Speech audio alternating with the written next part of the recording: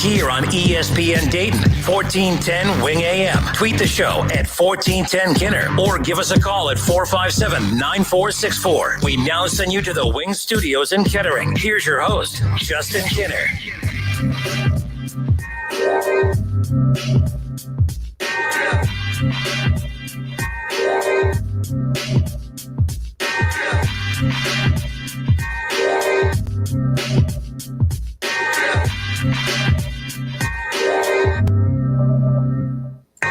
All right, everybody, welcome in. It is the Justin Kinner Show with Kev Nash live here on Dayton's ESPN Radio Station, 1410 Wing AM. Happy Wednesday. This week is flying by. You and I were just talking about that, Kev, about August. Like, you know, it seems like forever ago. I mean, August was like the fastest, slowest month at the same time. Like, I can't believe it's September already. And I think just with everything going on, not knowing if there will be Buckeye football or not, September to me, you know, when you hear it's the most wonderful time of the year, it's not December. It's not Christmas. That's September when college football kicks off, and that may not be the case. At least if it is, it won't be for Ohio State. Or will it? Still no official word or fallout from everything that we discussed yesterday. Today will be less politics, I promise, for those of you who love politics to be left out of the conversation. So everything you did yesterday, it's my turn to do it. Yeah. Buckle up. So, I'm totally sure. It is time to hit the ground running as far as that's concerned. But no, I mean, like right now, I think it's just kind of sitting and hoping. You have Dan Patrick again, who continues to put out, his sources. Dan Patrick's been wrong quite a lot throughout this, and again, everyone hides behind their sources. The thing is, no one knows what's going on because the people that should know what's going on, they don't even know what's going on. So that's kind of where we are at as far as that is concerned. To highlight some of the conversation points from yesterday, when you look at how all of this is playing out, the Big Ten is targeting October 10th, and right now they are really just trying to get more buttoned up as far as how they're going to attack this with testing and everything else. But I'm saying that based on what other people are hearing, what Bobby Carpenter, what he's tweeting out, what he's hearing, what Heather Dinich, who I spoke with her earlier today, she's going to be picking a time here shortly. We don't have an exact time locked down for her yet. She's going to be texting me soon to tell me what time she's coming on. She gave an update this morning that her sources are telling her that the Big Ten's going to stand pat, that they do not plan on budging as far as this is concerned. And I think it's going to be an ego-driven thing as far as that goes, because they don't want to be, Kevin Warren and the Big Ten, they don't want it to look like they've been bullied into this. Right. And by being because bullied those into people it, have egos too. They would have to, by being bullied into this, they would have to admit that they were wrong. And I think people forget about the pride that's involved with a lot of these decision makers who take a lot of pride in their work. And whether it's right or wrong, it's not my opinion. That's just, I think, a realistic piece of the puzzle as far as that's concerned. So we shall see. But again, I saw that Jim Harbaugh came out today. Free us, let us play.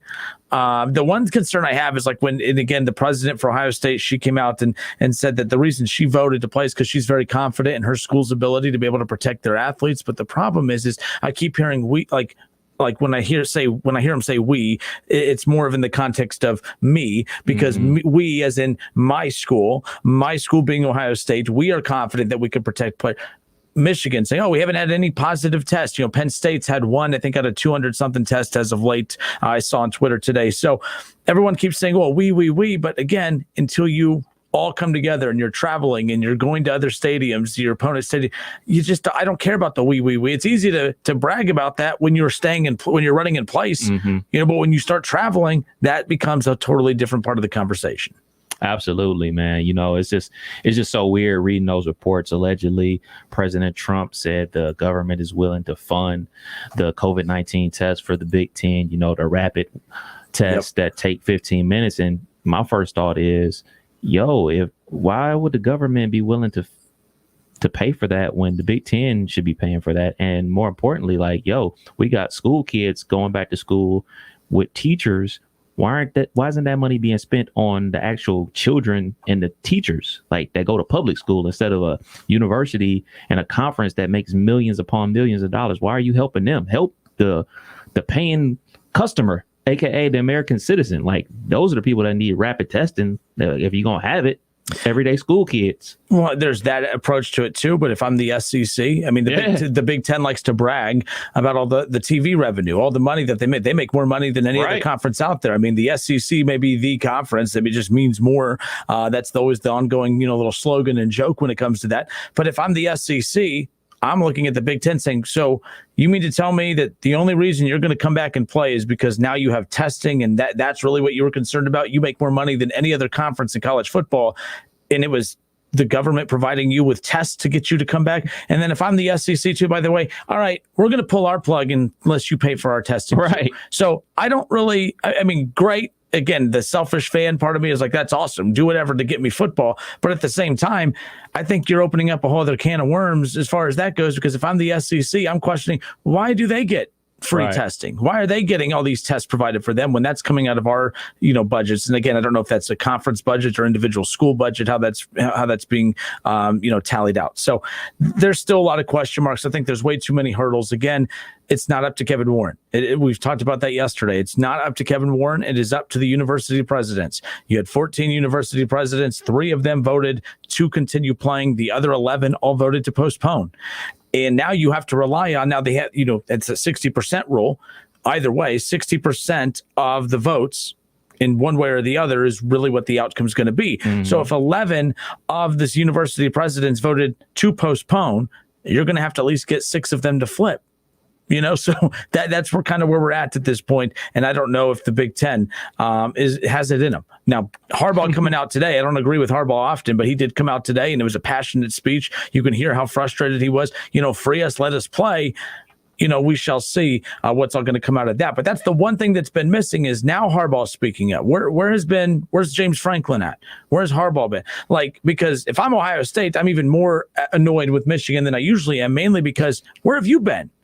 Where have you, now you want to step up, Michigan? Now Harbaugh, you want to voice your opinion, which is fine, because if it's enough to tip the scales a bit, then I'm for it. But I would still start to question, why now is all of a sudden Harbaugh changing the conversation? Is it a recruiting thing? Because, hey, the 11 presidents that voted against playing now look weak in the field of recruiting. You know what I mean? So now by him coming out, it's kind of like what we thought Nebraska was doing by, hey, they're really just trying to pump their chest so that they look good out on the recruiting trail. Right. Like, hey, man, we don't hold that against us. We wanted to play. I think that's kind of both really where we're at as far as that's concerned. But I did find it odd that Harbaugh was as boisterous as far as that's concerned. And David, you're right. As I said that, we have heard from James Franklin. James Franklin was the one 2 weeks ago that did speak out. You are right on that, David. Thank you for pointing that out. So I guess we have heard from that. James Franklin, Harbaugh, and then Ryan Day. Of course, Ryan Day has been, the biggest name coach in that conference to speak out. Again, when the coach's wishes are falling on deaf ears, I don't really know what else you can do as far as that's concerned. Right. Yeah. Like you said, James Franklin spoke out early. Ryan Day's been outspoken the whole time. It's the return to Harbaugh, but it's going to take a collective. It's going to take the whole entire coaching staff from each school to speak out and say they want football in order for them to get the presidents to change their mind. It can't just be the main 3 guys talking, because like we said yesterday, all this is for Ohio State. This whole thing is for Ohio State, and our other teams going to be willing to help Ohio State, basically. Yeah, but to be fair, we say that, and I think we know that, but I don't think the Iowa fans look at it as we're doing this for Ohio State. Those fans want to watch their team too. Yeah. From a business perspective, yes, this is mostly being done for Ohio State, because that's why you're not hearing as much from the Pac-12 as far as, and I'm not talking from the political stuff we talked yesterday as far as why is the Donald only helping one conference and not the others, when the Donald comes out and says, oh, it's important that we have football, but is ignoring the Mountain West, ignoring the Pac-12, ignoring the MAC and all the other smaller conferences on the outside. Why is it only the Big Ten that you're focusing on?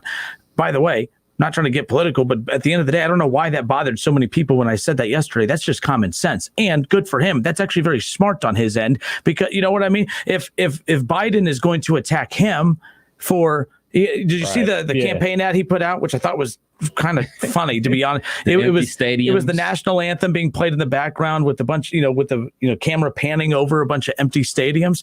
Well, if he's allowed to spit that out, then why isn't Trump allowed to counter with, oh yeah, well, watch this, Big Ten, you will have football because I'm providing you with all the resources to make it happen. I don't have a problem with it. On the 1 yard line. You just don't know if you have 99 to go or if you're about to punch it in the end zone. Hopefully you don't have Pete Carroll calling the play at the end zone for you, though, as far as that's concerned. But why people got so mad at that yesterday, I don't know, because that's just common sense. And that's gamesmanship within the political realm anyway, so who cares? The point is at this point, is it going to be enough to tip the scales to get Big Ten football back? That is the big question as far as that is concerned. David says, relax, Buckeye. Harbaugh has been in favor of playing since day one. Well, relax, Wolverine, because his voice became a little quiet over the last couple weeks, and now all of a sudden he's screaming at the media today. You heard that audio today, right? No, I'll have to go pull that, and we can play that here in a bit. But he goes, we want to play. We want to free us. We want to play. Easy there, Wolverine. But it's going to be interesting as far as that goes. What's your gut telling you as of right now? Because everyone has their own different sources on social media. You get on Twitter. I'll read Bobby Carpenter's tweets. I'm like, oh, man, there's some stuff moving behind the scenes. I think we're going to get a season. Then Heather Dinich, who's going to join us here shortly, she tweets out that, no, her sources are telling her that the Big Ten is not going to budge and that they are going to stand pat, and that they are focusing strictly on getting a season as soon as January. I don't know where you go with that. Man, this whole thing is a cluster. As of right now, I'm sticking with there will not be a Big Ten season in the fall. I say that they're going to start, after everybody else has started. And I still, in college football in general, I still just don't think they're going to finish. I think they're going to start. I think the the ACC, Big Ten, SEC will start. I just don't see them making it through October. I see them. If they start, they're finishing. I think the most challenging thing is going to be to actually have the guts to kick off when that day gets here. I think once they start, you've come too far. And like I've said from the beginning, I know we're seeing schools react as far as, hey, we're going to go to remote learning only if these numbers don't start shrinking. But they've also, been able to decide that, hey, even if we kick students off campus, that can only help sports at the end of the day, which is why I do believe eventually we're going to start to see the dominoes fall with students being sent home to learn remotely as far as that goes. And I think that's only going to help the teams and help the season continue as is. I feel confident that if the season starts, it'll finish. I didn't feel like that a while back, but I'm like, with all the hell that these programs and all these programs and conferences are franchises. going, with the hell that all these conferences have gone through just to get a season going, they're not going to go through all of this just to kick off for 1 week and then call it quits after that. Like I don't see it. Baseball didn't quit. Again, I know it's professional, but again, we're acknowledging the professionalism that we're talking about as far as this goes. So yes, I think they start. I think they finish. I think I'm more concerned about the actual start. Is this one of those where the SEC is just, they're trying not to blink as long as possible? Is this like the world's longest staring contest between the other Power 5 conferences? Then Ohio State's going to get invited back into the dance just so they can turn out the lights and send everybody home at that point. I don't know. That's what's going to be interesting as far as that's concerned. Kickoff for D1 big time college football is on Labor Day. You got BYU playing on Monday, and then on the 12th, that's when the ACC kicks off. So, we're about a week away from, the big conferences starting. All right. Justin Kinner, Kev Nash with you here on 1410 ESPN Radio. College football fans, I want to hear from you, whether you're a Buckeye fan or not. What's your gut telling you? What do you feel about the Big Ten right now? Do you feel like we're on our way to having Big Ten football this fall? Or is that all she wrote? Was this thing over before it even started, despite the attempts from President Trump, the Donald, yesterday? I'm curious people's thoughts on that. 457-9464, or head to Facebook, search The Justin Kinner Show, and put your comments in there. And again, we'll be able to pull them into the show and react that way. How about this one? Ron says, Reds look like, and then a little nice emoji. You could fill in the blank as far as the emoji goes. Ron, that's a good segue. The Reds did look like that particular emoji. And for those watching on Facebook, you could see that emoji. The Reds did look like that particular emoji last night. And, their playoff chances are beginning to look like a bigger pile of that emoji. Wow. When we come back last night, it was absolutely embarrassing the way the Cincinnati Reds performed last night. And performed, I say that very loosely, put it that way. The Reds embarrassed themselves last night. The talk of David Bell is going to continue to heat up, and I'm going to be one of the ones at the front of the line, screaming at the top of my lungs. That's on the manager. When your team quits on you, that's on the manager, that's on the coach, whether it's Pee-wee level, little league, all the way up to the majors. When your team quits on you, you're not pushing the right buttons. The Reds looked horrible last night. Are they done? Is there any chance they make the playoffs? We'll discuss when we come back. We have your Reds lineup tonight as well. A couple interesting little tweaks as far as that's concerned. Justin Kinner and Kev Nash will be back with you in just a moment.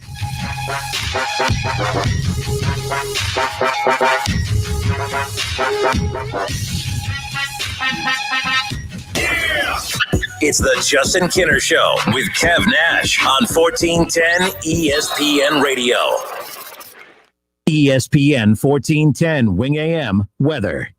Slight chance of showers this afternoon with a high of 83 degrees. Tonight, slight chance of thunderstorms and showers down to a low of 68. And tomorrow, chance of showers with a high of 85. I'm Leanna Ray for 1410 ESPN Radio. Weather brought to you by Cullet Seal Coating, protecting the asphalt surfaces around your home, office, or commercial property. Crack filling, asphalt sealing, and parking lot striping. Find us at culletsealcoating.com. Hot rods, muscle cars, classic cars, and imports. You've got to see Cars and Parts Giant Swap Meet event this Friday, Saturday, and Sunday at the Springfield Clark County Fairgrounds. Thousands of vendors and cars for sale this weekend at Springfield Clark County Fairgrounds. Info at ohioswapmeet.com or call 937-376-0111. You got to see it. You got to be there. Come on out and see. Cars and Parts Swap Meet and Car Show. Bring the family.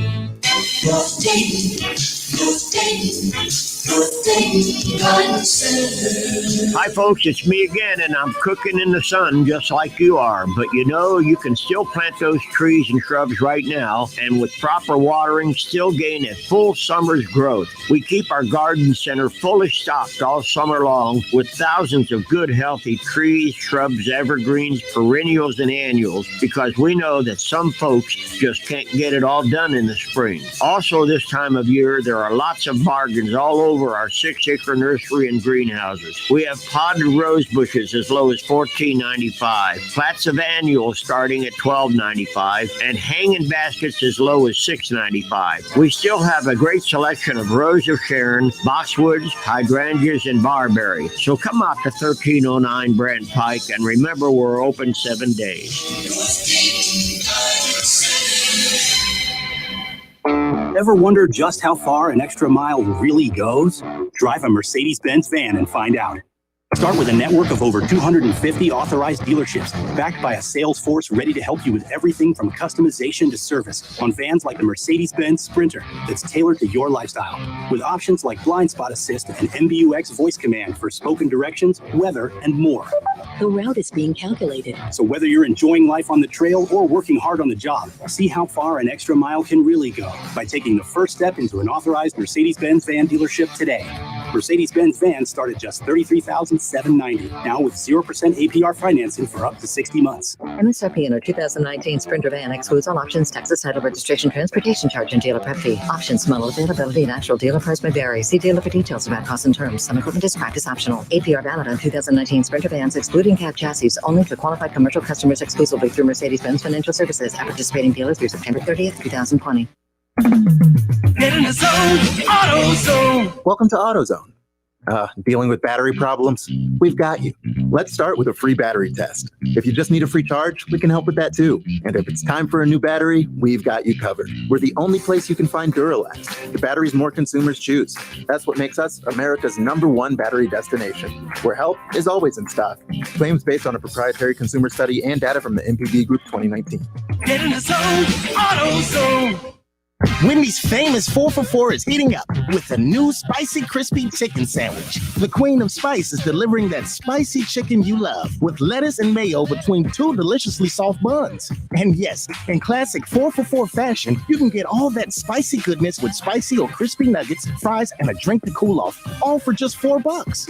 Is it getting hot in here? Or did Wendy's just deliver the hottest deal in fast food? We got you. Offer includes 4-piece nuggets, junior fry, and value drink. Price of participation may vary. If you need new roofing, siding, or gutters, skylights, or patio enclosures, if you're a homeowner or business and need someone you can trust, don't take a chance. Enhance with Lance. Lance Roofing and Siding in Fairborn has been satisfying customers since 1993 and hold an A+ rating with the Better Business Bureau. Lance Roofing and Siding, 8460 Dayton Springfield Road in Fairborn. Call for a free estimate at 864-2722. That's 864-2722 or online at lanceroofing.com.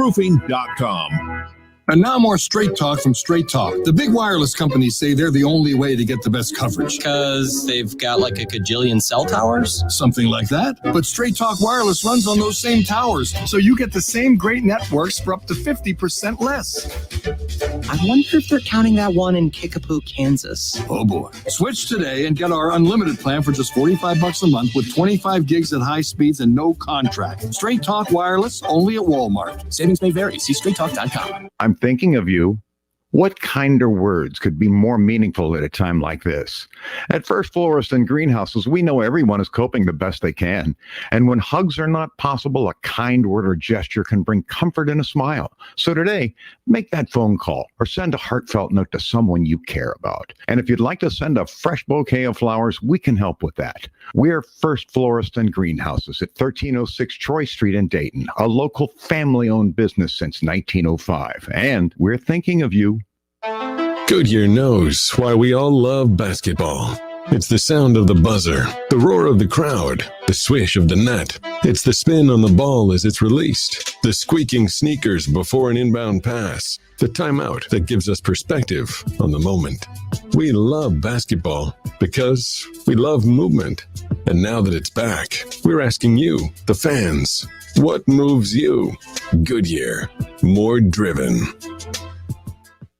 Fall is just around the corner. So are Labor Day savings now at the Home Depot. Like $5 off 1-gallon cans and $20 off 5-gallon buckets instantly on select interior and exterior paints and exterior stains. Instant savings on appliances. Everything from mulch to power tools. With savings like these, what'll you do next? Tackle more fall projects with Labor Day savings now at the Home Depot. How doers get more done. U.S. only while supplies last, valid through September 9th. See store for details. Ace is the only national retailer that carries Benjamin Moore paint, which means premium quality paint and Ace's award-winning service are now just around the block. If you want a new look no further than Ace. Follow ESPN 1410 Wing AM on Facebook to watch the Justin Kinner Show with Kev Nash. Listen, stream, and now watch. It's the Justin Kinner Show with Kev Nash. Weekdays from 3 to 6 p.m. on 1410 ESPN Radio. Whether you're at home, at work, or in your car, tune in to ESPN 1410 Wing AM or stream us live at wingam.com.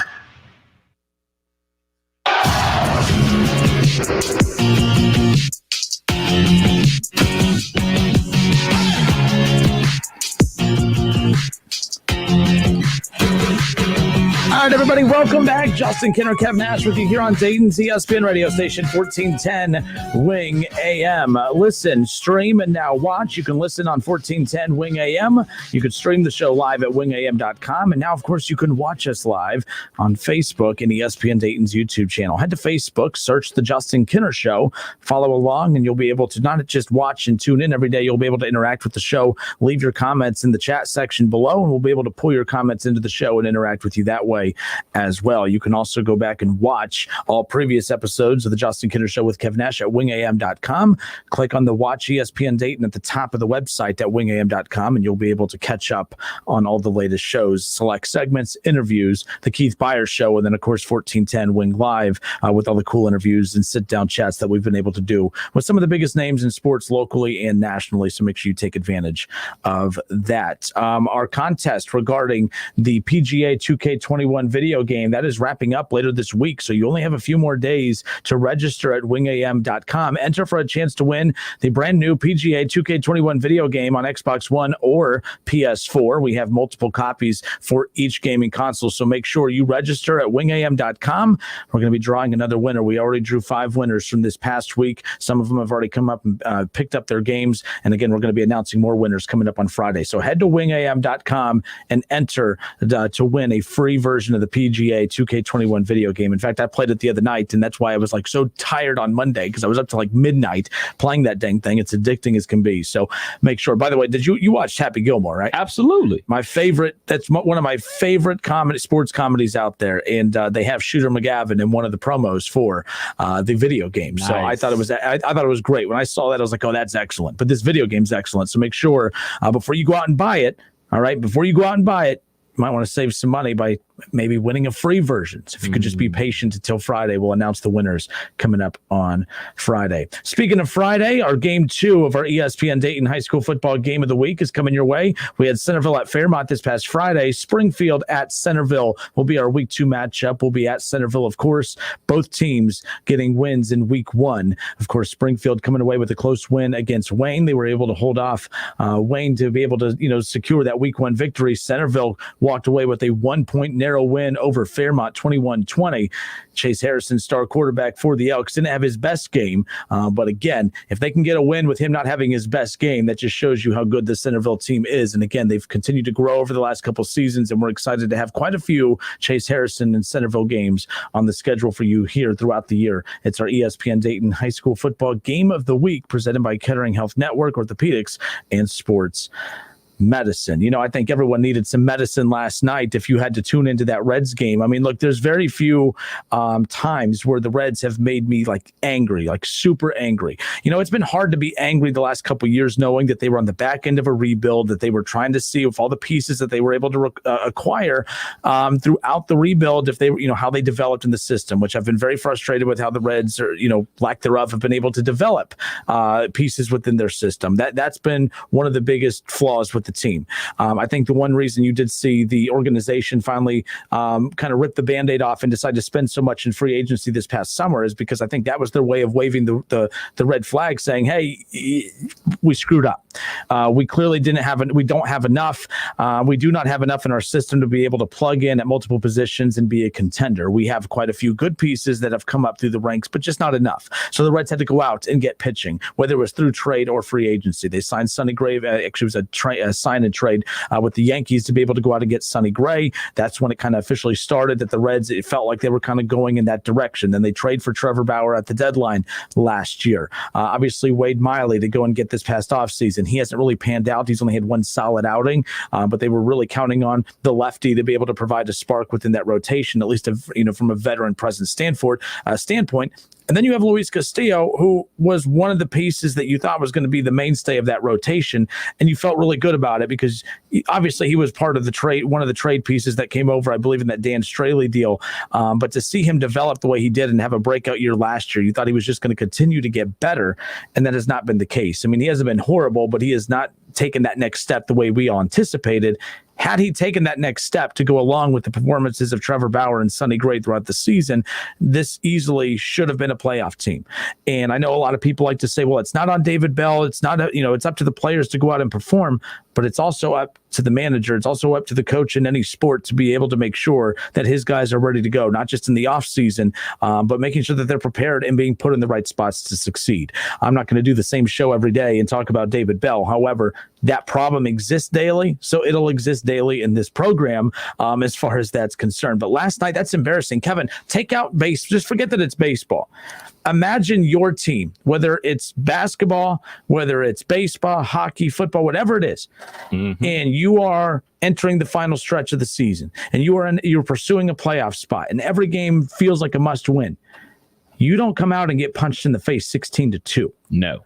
Like, it's one thing if you lost 4-3 last night, a walk-off at the end of a game. I'm probably still cracking this mic and complaining about the usage of the bullpen or just the team just continuing to drop close games. That hurts too. But when you lose close games, you're still showing fight. You're showing grit. You're showing that, hey, we're still here to compete. We're obviously making mistakes that are costing us games, but it's not through lack of trying. Last night, that's a completely different story. I mean, 16-2, it was 8-0 by the second inning. I mean, that is embarrassing. I was trying to enjoy myself out on the golf course, and my phone is blowing up. Are you watching this? Yes, I'm watching the score, and I'm glad I did not give up golf last night to go home and watch that embarrassment of a game. The Reds are embarrassing, and it's very frustrating. The Cardinals are not playing their best baseball right now, and they're still clubbing the Reds right now. The Cardinals, they've looked up. They're like, man, we missed a ton of games at the beginning of the season because of COVID.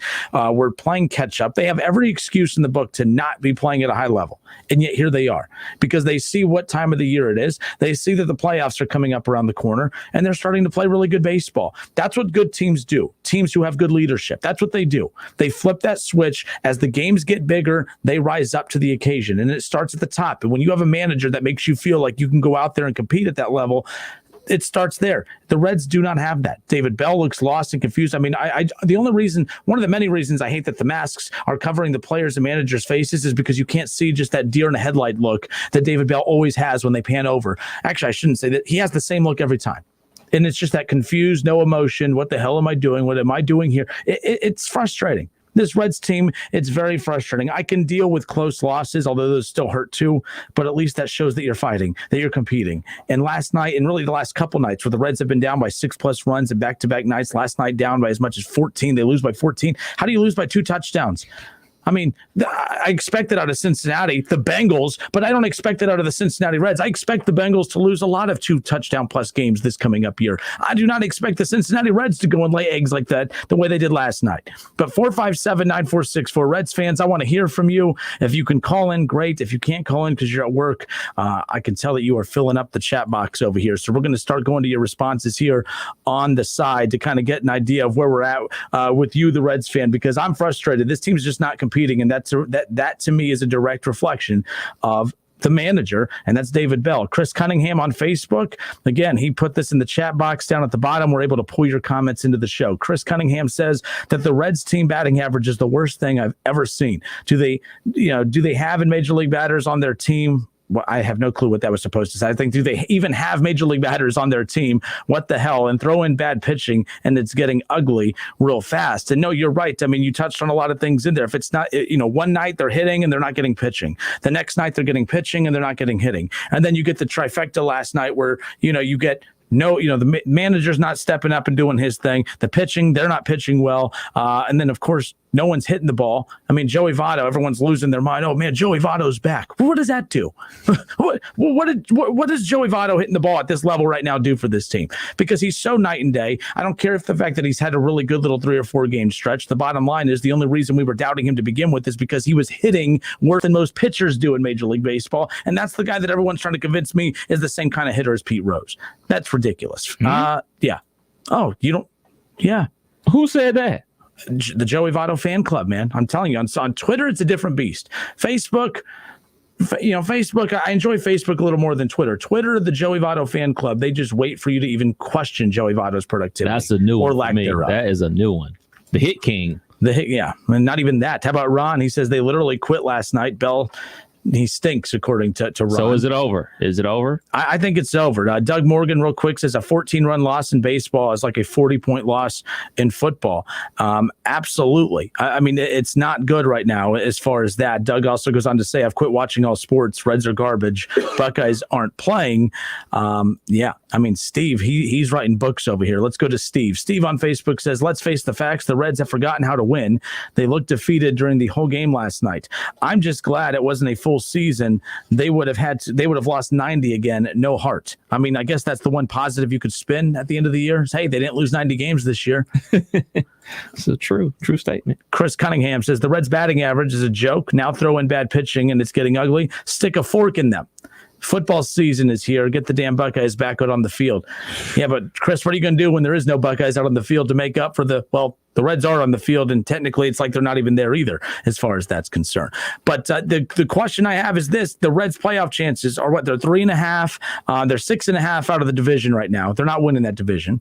Your best shot is being able to be one of the wild card teams, which, by the way, they expanded the playoffs. You had 60 games with 3 top pitchers in your rotation. You had an experienced bullpen that was, you're supposed to be headlined by Amir Garrett and, of course, Michael Lorenzen, Cody Reed, the lefty who has been, let go. He's now with the Rays. I mean, this whole thing has just been an absolute disaster. No one has been, no one has developed. No one has taken that next step to become a winner. And I forgot who commented about that earlier, Kev, but they've forgotten how to be a winner. They don't know how to be a winner. You can have talent. The Browns proved me wrong on that last year. Talent isn't everything. Right. You got to learn how to win. And David Bell is not equipped to teach this team how to win. He can open his binder and he can punch in numbers in his calculator, and he can have baseball managers for dummies out in the dugout all he wants. But there is not an answer in any of those. There's not any kind of number you can type in your calculator to equate a win. There is not a page in that binder that's going to get you a win. There is not a page in that managers for dummies book that he has that's going to get him a win. He has to figure out how to win on his own without having a manual to say, when this happens, do this. Because right now, that's not working. Everyone on Twitter who does nothing but bash me defending David Bell, you're defending a losing mentality. You're defending the wrong approach.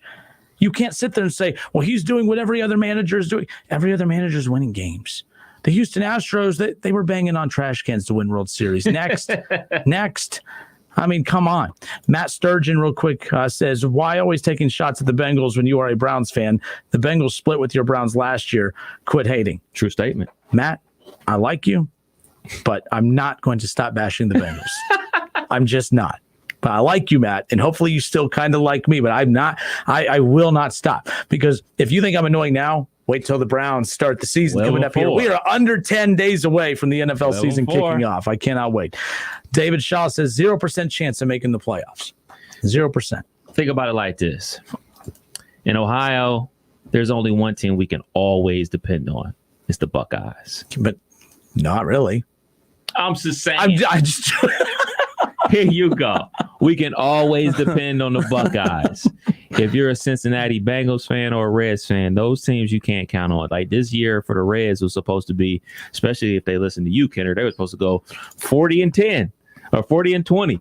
I think I said, what was my crazy ass prediction? At first, you were reasonable. You said I think 35, 35 you were in that 33, 35 range. And then, like, out of the blue, you went to 40.